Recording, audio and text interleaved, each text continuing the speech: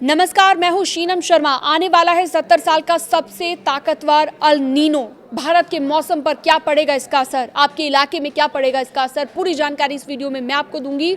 दरअसल 2026 के अंत तक 1950 के बाद का सबसे बड़ा ताकतवर शक्तिशाली अल नीनो विकसित होने की उम्मीद है।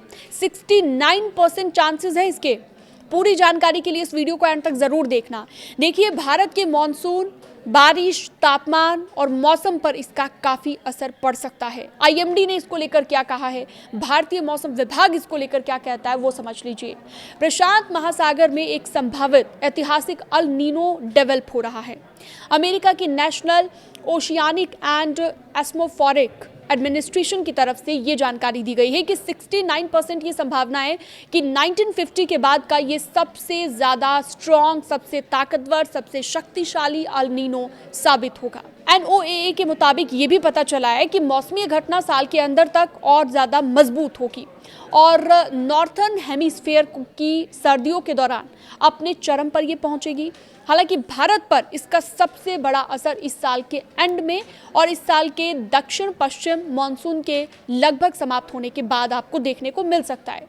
अब ये भी समझ लीजिए कि अल नीनो का प्रभाव हिंद महासागर और भारत के आसपास के क्षेत्रों पर कैसा पड़ेगा। आमतौर पर कई सप्ताह की देरी से यहाँ पर ये दिखाई देता है, लेकिन भारतीय मौसम विभाग का ये कहना है कि अब तक मौजूदा मॉनसून पर अल नीनो का कोई असर नहीं पड़ा है। लेकिन कब तक ये असर पड़ेगा? 90% ये संभावना है कि NOAA के मुताबिक अपने मासिक El Nino southern oscillation bulletin में उन्होंने ये बताया है कि उत्तरी गोलार्ध की सर्दियों के दौरान मजबूत अल नीनो बनने की 90% चांसेस हैं। अक्टूबर से दिसंबर के बीच, यानी कि 2026 का अक्टूबर से दिसंबर, इस दौरान 69% संभावना है कि ये एक ऐतिहासिक अल नीनो साबित होगा, जिसकी तीव्रता 1950 के बाद आए हुए सभी अल नीनो घटनाओं से सबसे ज़्यादा होगी।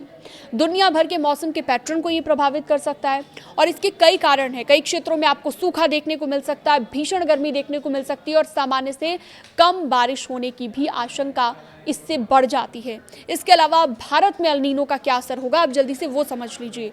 भारत के लिए अल नीनो इसलिए महत्वपूर्ण माना जाता है क्योंकि जिन सालों में ये घटना होती है उन वर्षों में दक्षिण पश्चिमी मानसून की बारिश सामान्य से कम रहने की संभावना है, ऐतिहासिक रूप से अधिक देखी गई है।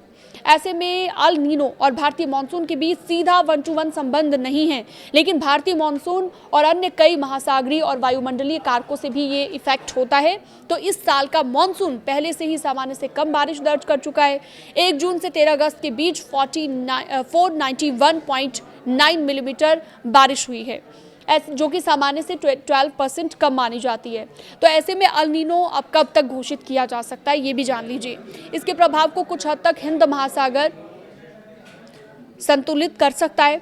IOD को हिंद महासागर में ENSO का समकक्ष माना जाता है। तो फिलहाल IOD न्यूट्रल स्थिति में है, लेकिन भारतीय मौसम विभाग का ये अनुमान है कि ये मानसून के अंत तक सकारात्मक, यानी कि पॉजिटिव हो सकता है और इसका असर आपको देखने को मिल सकता है।